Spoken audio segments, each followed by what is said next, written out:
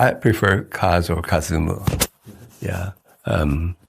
It's more so now, today, than ever before. And it really started with the March pilgrimage in particular. That one started to tell me it's important to let people know what my real name is. So when I applied for the U.S. citizenship, my driver's license, my social security card, all that is Kazumu Julio Cesar Naganuma. So it's like reclaiming your original name. That's correct. That's who I am, and I'm proud of it.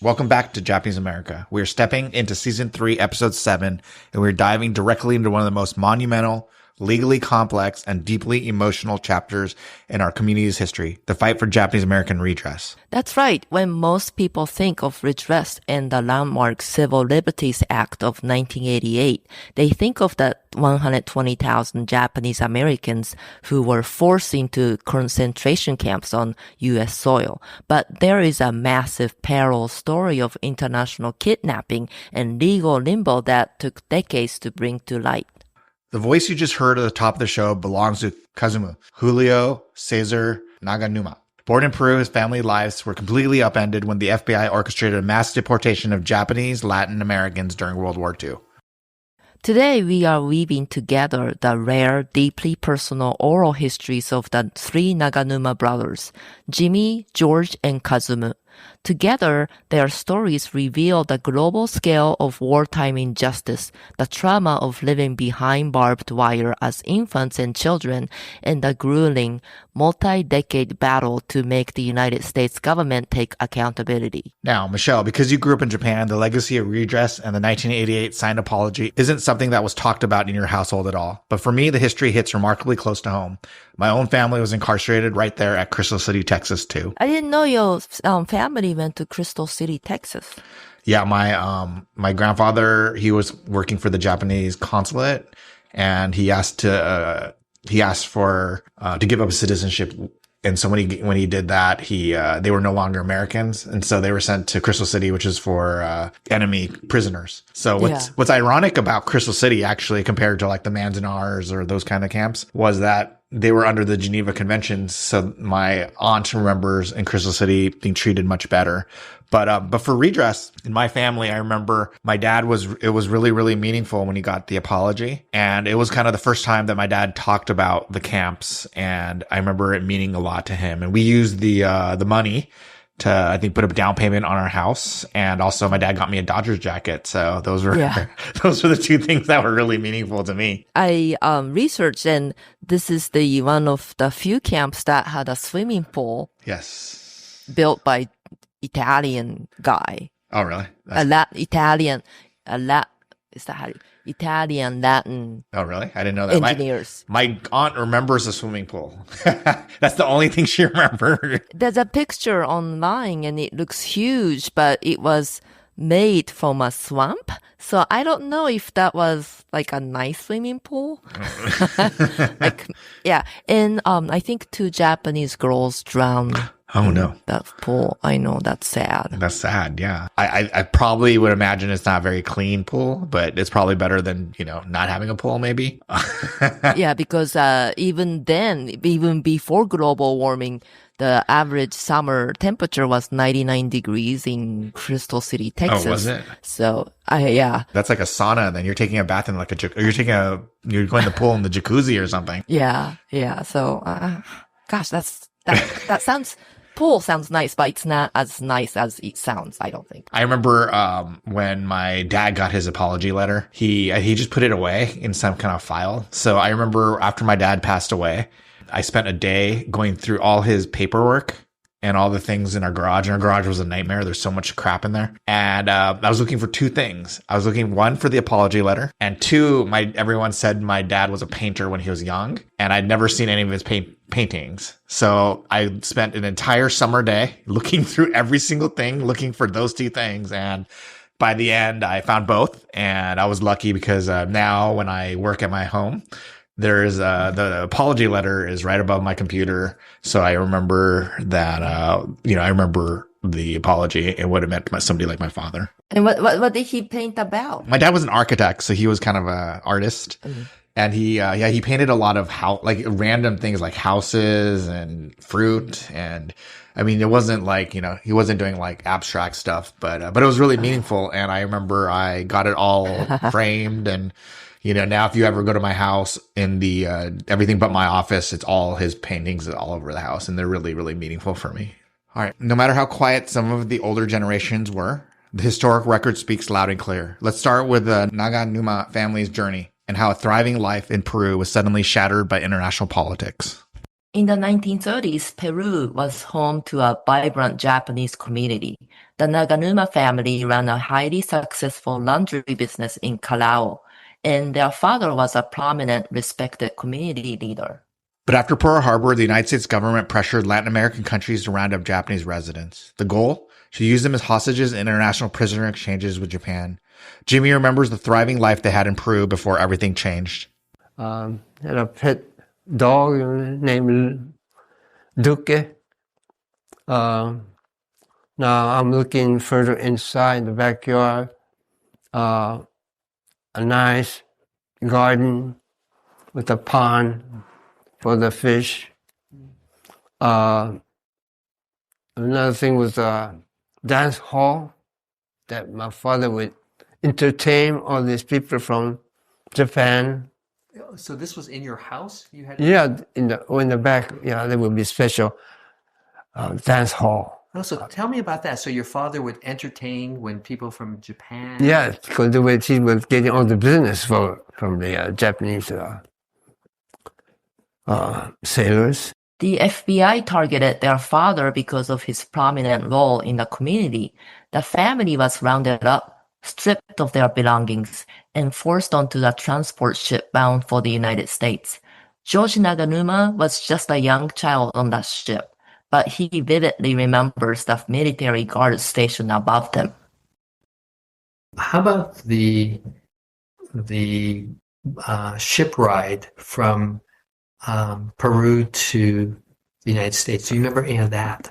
Yeah, I remember not boarding the ship. I remember being in the ship in the room that we were in. How many of us was there? About 7 of us in one room. I remember that. And we were all seasick, It was terrible, I'm sure. And I remember roaming around the ship and kind of was able to peek outside. And I could see the soldier standing guard with a, rifle, whatever he had on his shoulder. And that's interesting. I was thinking, a soldier with a rifle. You're on a ship. I wonder what were they doing? Were they worried that you would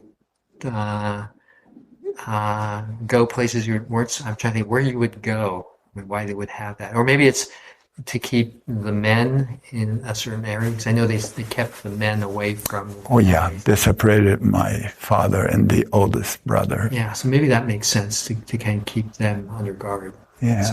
So they couldn't roam. Yeah, right. When the ship finally docked in New Orleans, the family was subjected to immediate humiliating medical clearance procedures before being loaded onto trains bound for the Texas desert. Jimmy recalls the shocking moments they were forced off the ship. So we landed New Orleans, Louisiana. We got off, and right away they used DDT fumigated everybody. Oh, so do you remember that? Oh, yeah. So tell me about, so they took everyone off. Yeah, and they got off, and right away they stripped you naked. Everybody, they would spray the DDT. And so they did this with your whole family all together. So you and your sisters and mother? Oh, yeah, well, yeah, right. That must have been, I think, maybe even very difficult for your mother. And Oh, sisters yeah. to That is from the sister and my mother. Yeah. Well, we're all small, so. That was awful. Like they stripped him down. They stripped them down like all naked and pour DDT over them. Like that's so inhumane. It sounds terrible. Yeah, and 20-month-old baby. Yeah, that was crazy, especially because they're children too. They're babies. They were sent directly to the Department of Justice internment camp in Crystal City, Texas. For Kazumu, who was brought into the camp as a 20-month-old infant, growing up inside a barbed wire compound meant his very identity was shaped under guard. Tony comes from my sister Kyo, that gave us the American names because it was difficult for the teachers and friends to pronounce our names in school, especially from the middle school on. I experienced that in the military as well because there was no Tony there. And every time they had a roll call, I went in with my friend. They have a roll call. It goes alphabetically. His name is Matsuura. And then my name came next. And there's this long silence because they couldn't pronounce it. That's why Tony came in handy. Yeah. After a while, it got to the point where there's a long silence and everyone knew who's the name. So I would just say here. And that was the simplest way to get by the roll call.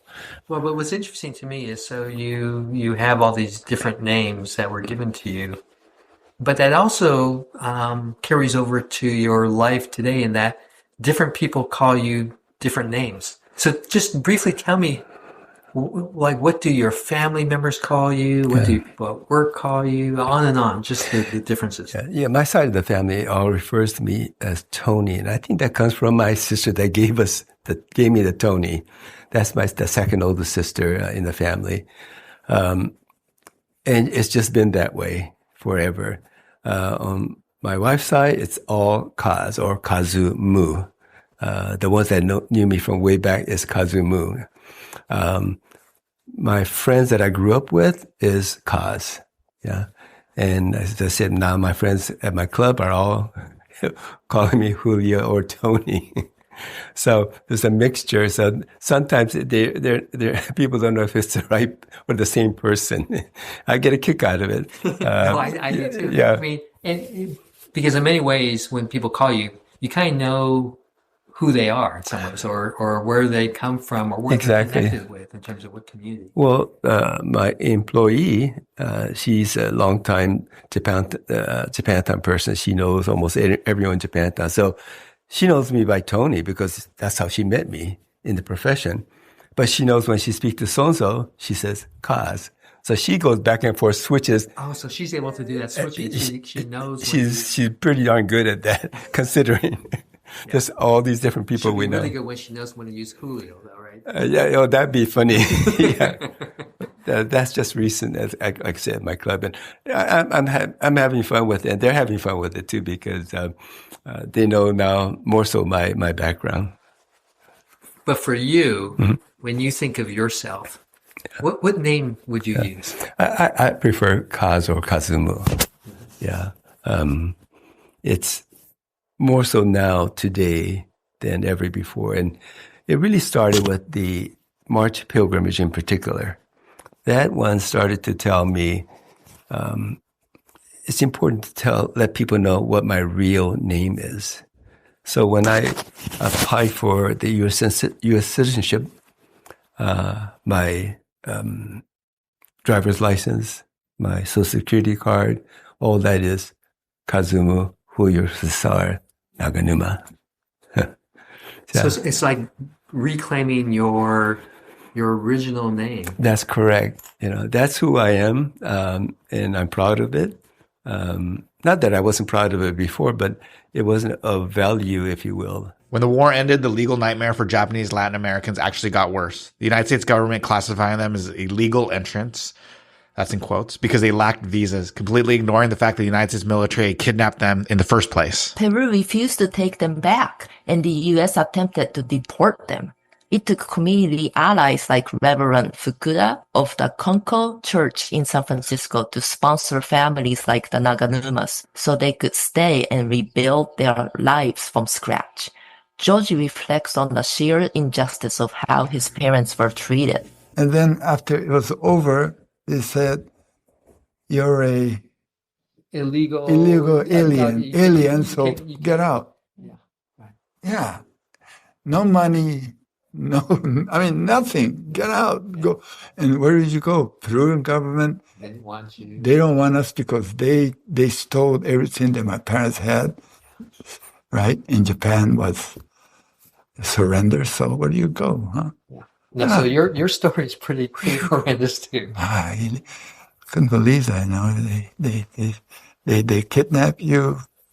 They put you in a foreign country, and then they say, we're illegal aliens. Decades later, when the Civil Liberties Act in 1988 was signed, granting $20,000 and a presidential apology to camp survivors, most Japanese Latin Americans were completely excluded. It took intense advocacy and individuals like their sister Kiyo stepping up to demand recognition. Kazumu recounts the powerful moment his sister confronted redress officials to fight for their family's dignity. This is during the redress period, during the late 1980s.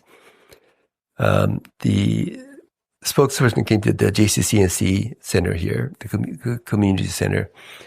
And while he was speaking, my sister went right up and showed him this one document. And it says, and each of us have this, says that we were arrested by the FBI. And surprisingly, he said on the spot that you qualify. So, we're kind of shocked.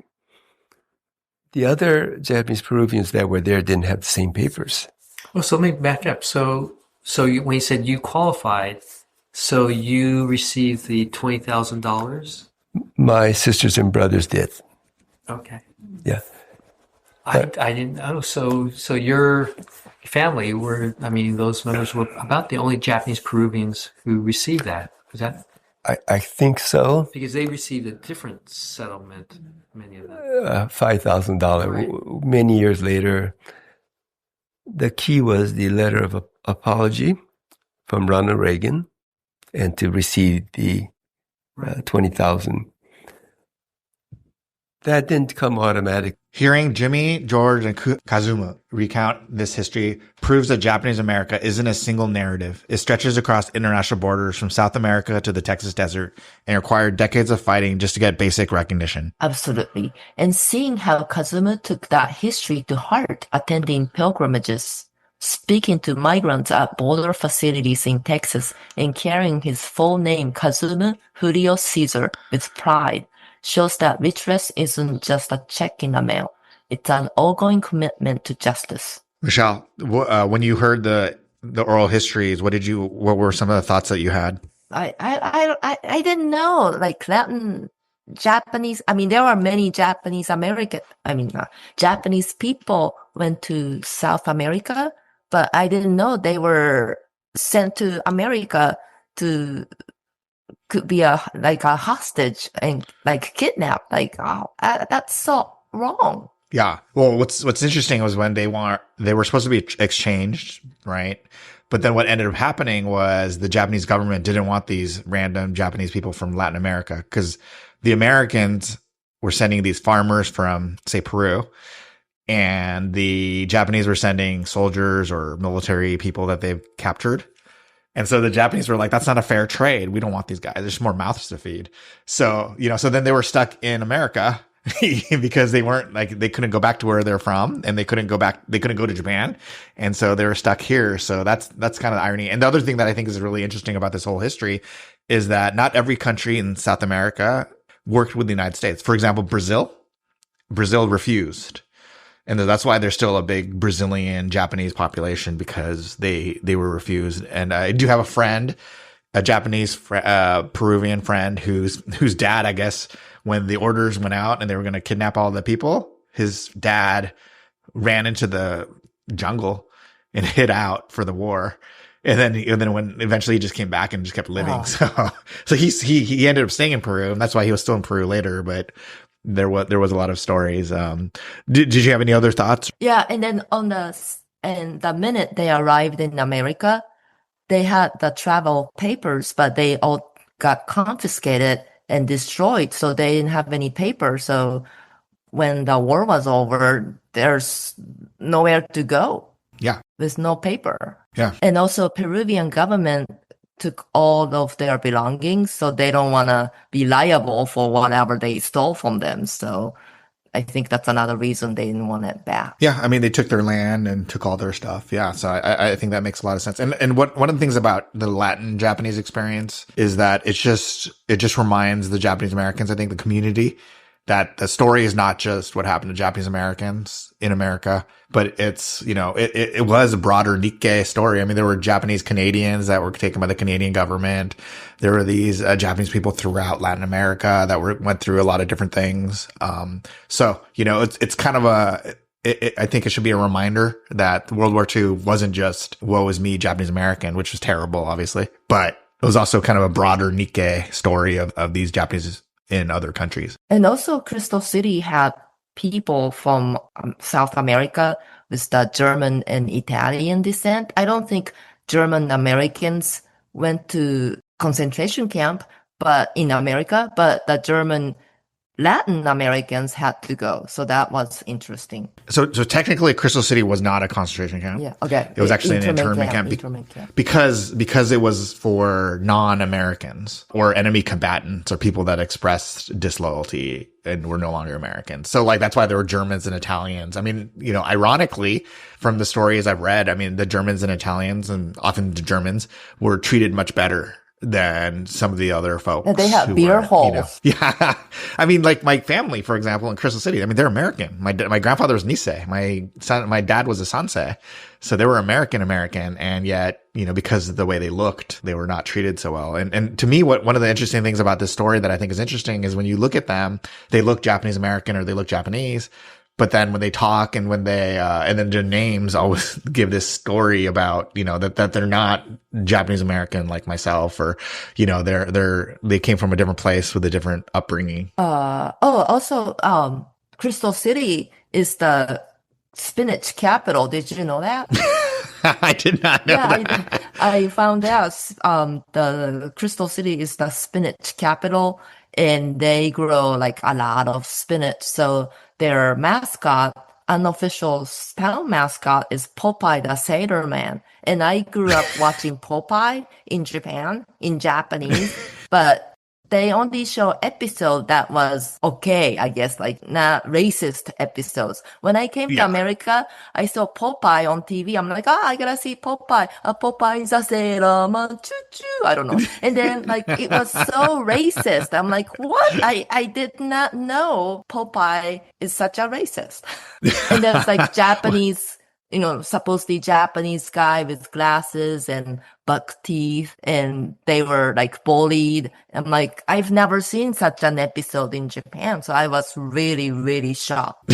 And that was the last time I watched Popeye. And then, there are many statues of Popeye, the Sailor Man, in Crystal City still. There are? Yeah. Oh, interesting. I've always wanted to go to Crystal City. I've never been there. Of all the camps, I mean, that's the one that my aunt remembers more than any of them. So I've always wanted to go there. I just never made a trip out there because it's kind of way out there. Yeah. I think it's close to the southern border, right? It's close to Mexico. It's close to Mexico. Yeah. So we gotta go.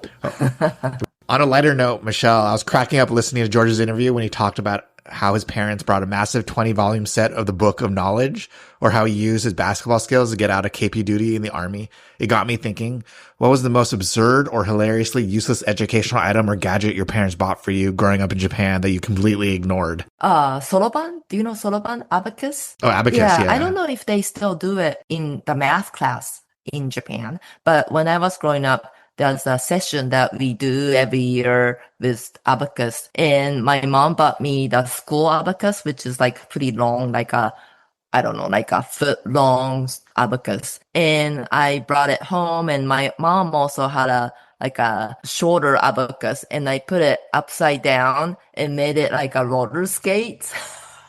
And like but it's not matching pair, so it kind of wheels on the floor. And my mom was like so upset because it would damage the tatami floor and also the abacus. But Do you still know how to use it? I don't remember.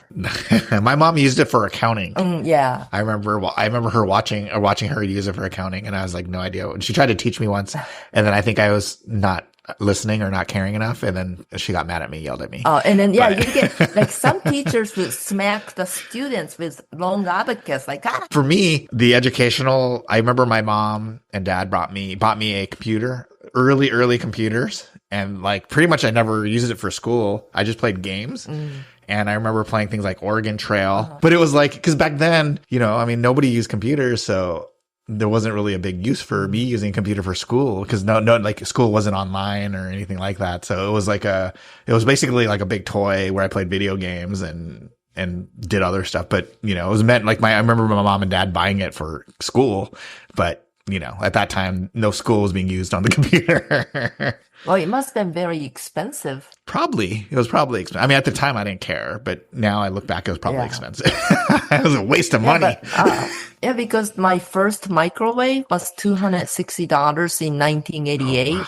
But now you could buy microwave for like $30. Wait, how do you remember how much it was? Today's month? Because it took me 2 months of my, I work at the mailroom at college to make the minimum wage, and it took me 2 months of my wage to buy a microwave. That's crazy. Expensive. I know. Alrighty. A massive thank you to Densho for preserving these priceless oral histories of Jimmy, George, Kazumu, Naganuma.